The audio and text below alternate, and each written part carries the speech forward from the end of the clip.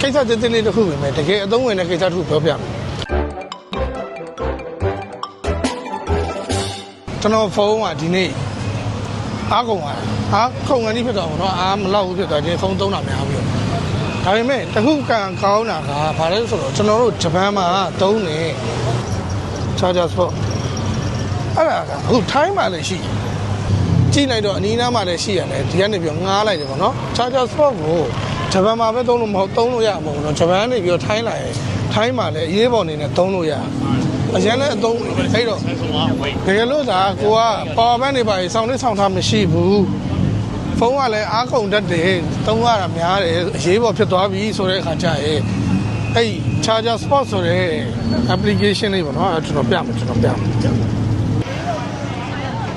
application လေးပေါ့နော်အဲ့ဒီ application လေးကိုဂျပန်မှာလည်း down လာပြီးတော့ account လေးပါလေးဖွင့်လာပြီးတော့ visa card တို့ဘာလို့နဲ့ချိန်ထားလိုက်မယ်ဆိုလို့ရှိရင်တော်တော်လေးအဆင်ပြေတယ်ပေါ့အခုဆိုလို့ရှိရင်ကျွန်တော်တနိုင်ဒီဘက်လောက်ရှိပြီငားတာ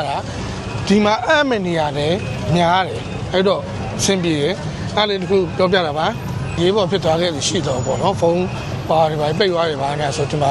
ဘာဖြစ်အောင်ဆိုစိုက်ကယ်ငားဖို့တို့လမ်းကြောင်းကြည့်ဖို့တို့တိတ်အဆင်မပြေဘူးလေ application လေး down တာပါ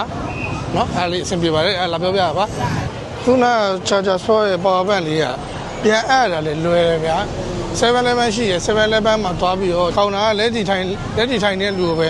ဒါဒီဥစ္စာကိုလို့ဘာမှအပ်မလဲလို့ဆိုပြီးတော့ပြလိုက်တာအဲ့ဒါသူပေးတယ်ဆိုပြီးတော့သူအဲ့လက်တီအနောက်ထဲမှာရှိရအဲ့ဒီဥစ္စာကိုသူထည့်လိုက်တယ်အဲ့အဆင်ပြေသွားပြီပေါ့နော်ကျေးဇူးတင်ပါတယ် bye bye